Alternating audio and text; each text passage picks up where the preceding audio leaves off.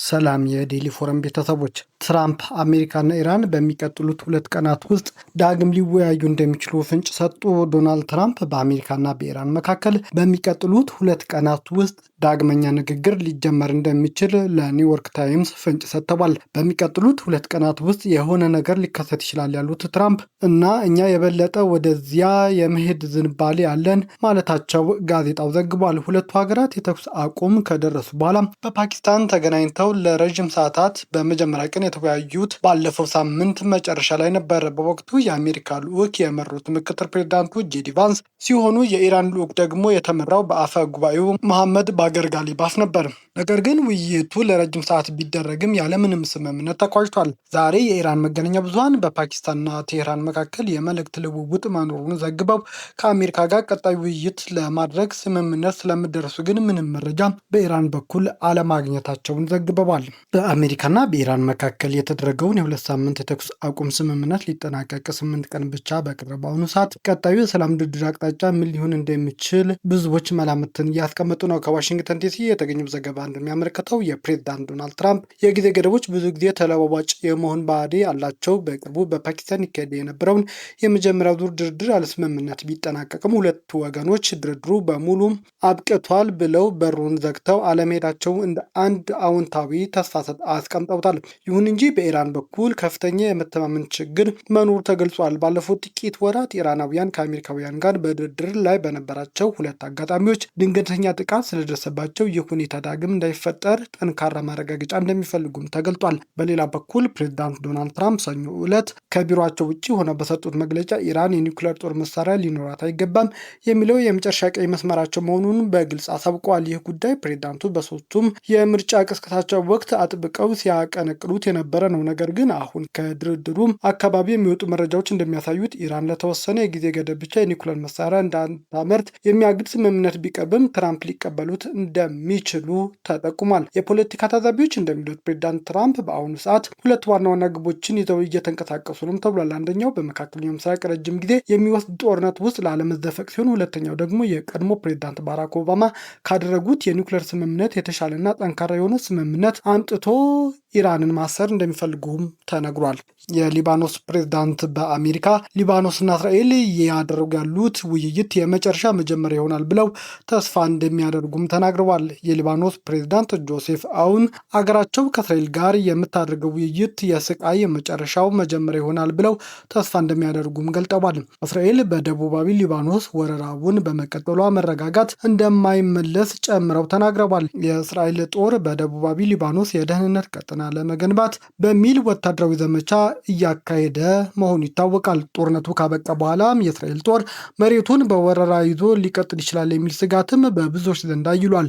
ከ10 ዓመት በኋላ ለመጀመሪያ ጊዜ እስራኤልና ሊባኖስ አምባሳደሮች በአሜሪካ ተገናኝተው ውይይትም እያደረጉ ነው። ሁለቱ ሀገራት ምንም አይነት ዲፕሎማሲያዊ ግንኙነት እንደሌላቸውም መረጃዎች ጠቁመዋል። ይህ ውይይት እስራኤል የሄዝቦላው ወታደራዊ ይዞታዎች ናቸው በሚል የምትፈጽመውን ድብደባ ያስቆማል ተብሎም ተስፋ ተጥሎበታል።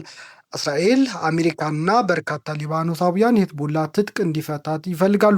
ነገር ግን በቤይሩት የሚገኘው መንግስት ይህንን ያለ ሄዝቦላ ይሁንታ ማስፈጸም አይችልም ተብሏል። የእስራኤል ጥቃትም ቢሆን ግጭቱን ከማባባስ ባሻገር ዘላቂ መፍትሄ ስለማምጣቱ ምንም እርግጠኛ መኮን አይቻልም ሲሉ ተንታኞች እየተናገሩ ነው።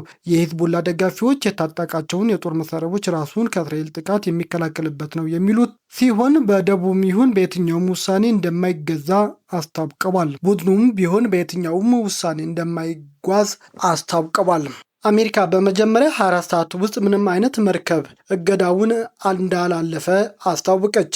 በሆርሙዝ ወሽመጥ በኩል አሜሪካ በመጀመሪያው 24 ሰዓታት ውስጥ ከኢራን ወደቦችና የባህር ዳርቻ አካባቢዎች የተጣለውን እገዳ አልፎ ምንም አይነት መርከብ አለማለፉን እያስታወቀች ነው። የአሜሪካ ማዕከላዊ ስቴትኮም ከ10,000 በላይ ወታደሮች፣ በርካታ የጦር መርከቦችና አውሮፕላኖችን እገዳውን ለማስፈጸም መሰማራታቸውን እወቁልኝ ብሏል። 6 የንግድ መርከቦች ከአሜሪካ ኃይሎች የተሰጠውን መመሪያ ተቀብለው ወደ ኢራን ወደብ እንዲመለሱ ማድረጉንም ጨምሮ አስታውቋል። ቢቢሲ የክትትል መረጃዎች በመመልከት 4 ከኢራን ጋር ግንኙነት ያላቸው መርከቦች እገዳው ከተጀመረ በኋላ የሆርሙዝ ባህር ወሽመጥን አቋርጠው መሄዳቸውን አረጋግጫለሁ ብሏል። ሴትኮም ግን እገዳው ወደ ኢራን ወደቦች በሚገቡ ወይም በሚወጡ በሁሉም አገር መርከቦች ላይ እየተገበረ መሆኑንም እየገለጸ ነው። አክሎም ወደ ኢራን የሚሄድ ወይም ከዚያ የማይወጣም ከዛ የማይመጡ መርከቦች የሚያደርጉት እንቅስቃሴ መደገፋችንን እንቀጥላለን ሲልም አረጋግጧል። እስራኤልና ሊባኖስ ለድርድር በተቀመጡበት በአሁኑ ሰዓት በሊባኖስ እስራኤል ተደጋጋሚ ድብደባዎችን እየፈጸመች እንደሆነ ተነግሯል። እስራኤልና ሊባኖስ በአሜሪካ እየተነጋገሩ ባለበት በዚህ ሰዓት በእስራኤል ጦርና በሄዝቦላ መካከል ውጊያው እንደቀጠለ ነው። የእስራኤል ጦር ሰኞ አመሻሹን ባወጣው መግለጫ በደቡብ ሊባኖስ የሄዝቦላ የሽብር ድርጅት ኢላማዎች ያላቸው 150 ስፍራዎች መደብደቡን እወቁልኝ ብሏል። ሄዝቦላ በበኩሉ ወደ እስራኤል ሮኬቶችን ማስወንጨፉን ገልጧል። እስራኤል በደቡብ ሊባኖስ የፈጸመችው ጥቃትም ከፍተኛ ጉዳት ሳያደርሱ እንዳልቀረም ተነግሯል። ትራምፕ የጣሊያኗ ጠቅላይ ሚኒስትር ድፍረት ይጎድላታል በማለት ወረፋቸው። የአሜሪካው ፕሬዝዳንት ዶናልድ ትራምፕ የጣሊያኗ ጠቅላይ ሚኒስትር ጆርጂያ ሜሎኒም በኢራን ጦርነት ላይ ድፍረት ይጎድላቸዋል አሉ። በእሷ በጣም ደንግጫለሁ፣ ድፍረት ያላት መስሎኝ ነበር ያሉት ትራምፕ ነገር ግን ተሳስቻለሁ ሲሉም ለጣሊያኑ ጋዜጣ ኮሬሬ ዴላ ሴራ ተናግረዋል። አክለውም ሜሎኒ አሜሪካ ራሷን በመወከል ስራቸውን እንድትሰራ ታስባለች ብለውም ተናግረዋል። ፕሬዝዳንቱ ጠቅላይ ሚኒስትሯ የተቹትን ሜሎኒ ትራምፕ የካቶሊኩ ጳጳስ ላይ የሰነዘሩትን ትችት ተቀባይነት የለውም ሲሉም ከተናገሩ በኋላ እንደሆነ ዘገባዎች አስታውቀዋል። ትራምፕ ራሷ ናት ተቀባይነት የሌላት ምክንያቱም ኢራን የኒውክሌር ጦር መሳሪያ ቢኖራትና ጣሊያን እድሉን አግኝታ በ2 ደቂቃ ውስጥ ብታጠፋት ግድ አይሰጣትም ሲሉም ሜሎኒን ተችተዋል። የአሜሪካ ፕሬዝዳንት ዶናልድ ትራምፕ በትሩዝ ሶሻል ማህበራዊ ሚዲያ ገጻቸው በለጠፉት ጽሑፍ ወንጀል ላይ ደካማ፣ ውጭ ጉዳይ ፖሊሲ ላይ የከፉ ሲሉ ፖፕ ሊዮንን ወቅሰዋል። ቆይተውም ደግሞ አድናቂው አይደለሁም ሲሉም ለጋዜጠኞች በፖፕ ሊዮ ላይ ያላቸውን ሀሳብ ተናግረዋል። የካቶሊክ ቤተክርስቲያን ርዕሰ ሊቀ ጳጳስ ሊዮ 14ኛ የትራምፕ አስተዳደር እንደማይፈሩ እንዲሁም የኢራን ጦርነት በተመለከተ በያዙት አቋም ምክንያት ከፕሬዝዳንት ያልተለመደ ጥቃት ቢሰነዘርባቸውም ግጭቱን መቃወም እንደሚቀጥሉ መናገራቸው ዘገባዎች አስታውሰዋል። በዋሽንግተን ዲሲ ማክሰኞ አመሻሹን ጀምሮ በእስራኤልና በሊባኖስ ዲፕሎማቶች መካከል ውይይት እየተካሄደ ቢሆንም እስራኤል በደቡባዊ ሊባኖስ የምታደርገውን ጥቃት ይበልጥ አጠናክራ መቀጠሏ ተዘገበ። ከጢሮስ ሊባኖስ የተጠናቀረው ዘገባ እንደሚያመለክተው የሊባኖስ ነዋሪዎች በቅርቡ ከኢራን ጋር በተደረገው የተኩስ አቁም ስምምነት ውስጥ አብረው ይካተታሉ የሚል ተስፋ የነበራቸው ቢሆንም ሀገሪቱ በስምምነቱ ባለመካተቷ አሁን ላይ ከፍተኛ ስጋት ውስጥ ወድቀዋል ተብሏል። ከቅርብ ቀናት ወዲህም እየተባባሰ የመጣው ይህ ጥቃት የሊባኖስ ሕዝብ በአጭር ጊዜ ውስጥ የተኩስ አቁም ይመጣል ብሎ የነበረውን ተስፋ ሙሉ በሙሉም እየደከመ እንደሆነ ቢቢሲ ጠቁሟል። የእስራኤል ጥቃቶች አሁንም በሰላማዊ ዜጎች በመኖሪያ ቤቶችና በመሰረተ ልማቶች ላይ እያነጣጠረ ይገኛልም ተብሏል። ማክሰኞ አመሻሹን በደቡብ ሊባኖስ በቴብራኒ ሆስፒታል ላይ በተሰነዘረ ጥቃት በህንፃው ላይ ከባድ ጉዳት የደረሰ ሲሆን ሰዎችም ቆስለዋል። በተጨማሪም የእስራኤል ወታደሮች በተባበሩት መንግስታት ድርጅት ከተሰማሩበት የድንበር ማካለያ አልፈው ወደ ሊባኖስ ግዛት በመግባት የመኖሪያ ቤቶች፣ የመሰረተ ልማቶችና የእርሻ መሬቶችን በተደራጀ መልኩም እያወደሙ ይገኛሉም ተብሏል። ይህ የከለላ ቀጠና የመፍጠር የእስራኤል ፖሊሲም በድንበር አቅራቢያ ያሉትን ከተሞችና መንደሮች በሙሉ ክፉኛ እየጎዳው ነው። በዚህ ጦርነት ሳቢያ እስካሁን ከ1 ሚሊዮን በላይ ሊባኖሳውያን በሀገር ውስጥ የተፈናቀሉ ሲሆን ከእነዚህ ውስጥ 600 ሺህ ያህሉ የደቡባዊ ሊባኖስ ነዋሪ ናቸውም ተብሏል። እነዚህ ተፈናቃዮች ወደ መኖሪያ ቀያቸው ዳግም መመለስ የሚፈልጉ ቢሆንም የተኩስ አቁም ስምምነት ላይ እስካልተደረሰ ድረስ ወደ ቤታቸው የመመለስ ህልማቸው እጅግ የተመናመነ መሆኑም ተነግሯል።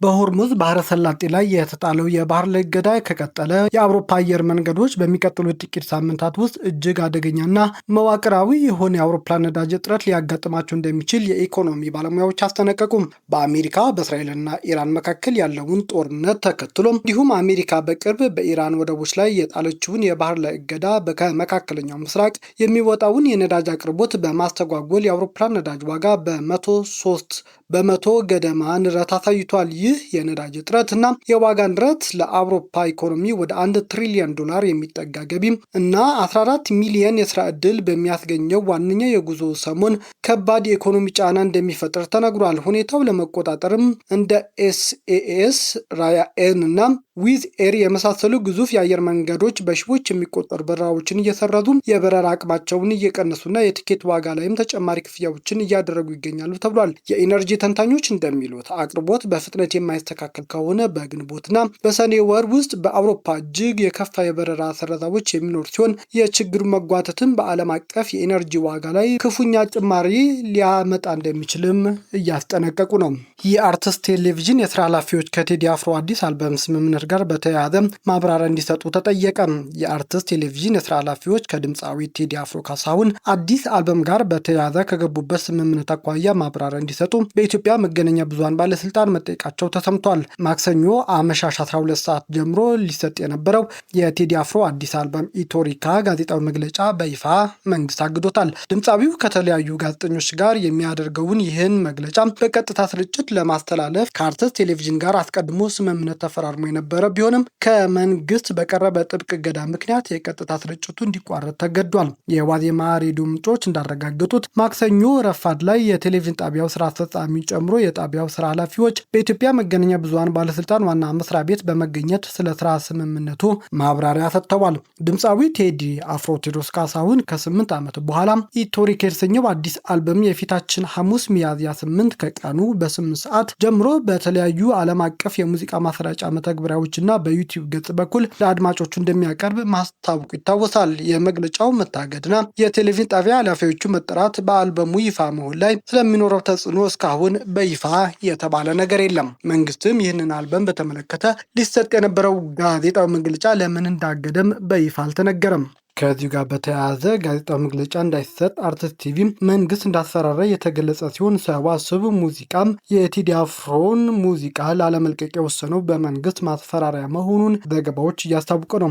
የቴዲ አፍሮ ሙዚቃን በተመለከተ ሊሰጥ የነበረው መግለጫ መሰረዙን ተከትሎ የጥበብ ሰዎች ቁጣቸውን እየገለጹ ነው። አብርሃም ወልዴ፣ ቬሮኒካ አዳነም፣ ዮናስ ዘውዱና ሌሎችም ታዋቂ ሰዎች መንግስትን እየተቹ ሲሆን የመንግስት ስጋት ከአዲሱ ከቴዲ አፍሮ ሙዚቃ ጋር በተያያዘ ስጋቱ እንዳልገባቸው የጥበብ ሰዎች እየገለጹ ነው። በዚህም መንግስት ረገብ እንዲልም ጠይቀዋል። ቤተሰቦቻችን ዜናዎቻችን ከወደዳችሁ ላይክ አድርጉ። አዲስ የሆናችሁ ቤተሰቦች ሰብስክራይብ በማድረግ ቤተሰብ ይሁኑ። ለሌሎች ተደራሽ እንድንሆንም ሼር በማድረግ ለሌሎች ተደራሽ አድርጉን። ሰናይ ጊዜ